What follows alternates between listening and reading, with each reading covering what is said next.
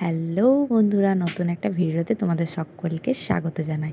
আমার এদিকে বিছানা বাগানো হয়ে গেছে আর আয়নাটা পরিষ্কার করে খেতে বসে গেলাম। আজকে মনাকেও টিফিনে চাউমিন দিয়ে দিয়েছি আর আমিও ব্রেকফাস্টে চাউমিন খেয়ে নিচ্ছি। তাড়াতাড়ি চানটা করে নিই, তাহলে মায়ের সাথে লক্ষ্মীর পাঁচালিটা পড়তে পারবো। আজকে রান্না হয়েছে মসুর ডালের বড়া, টক। এদিকে মিঠু কালকে দিয়েছিল, মানে আমার মেজো যা শুক্তো আর পোস্ত, সেটা আজকে খাবো। আর এদিকে মাও ঝিঙে পোস্ত করেছে, আর শাক, আর ছানার বড়ার তরকারি, পটল আলু দিয়ে ঝোল, আর মাছ ভাজা।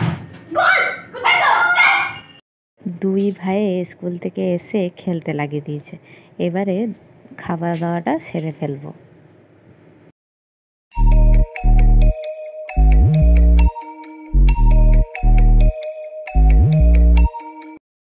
তাড়াতাড়ি করে এখন গ্যাস ট্যাস মুছে কাপড় জামা তুলেই চলে এলাম। আজকে আর বেশি কিছু ফল নিয়ে আসিনি, হঠাৎই শরীরটা খারাপ লাগছে, তাই তাড়াতাড়ি করে চলে এলাম রুমে।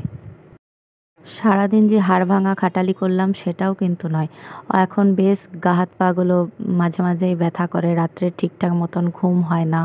এই মেয়েদের এই সময়টা হচ্ছে ভাইটাল একটা সময়, মানে এত এত ওষুধ খাওয়া, তারপর তো স্লাইন ইঞ্জেকশান, সেলাই সব কিছুই আছে।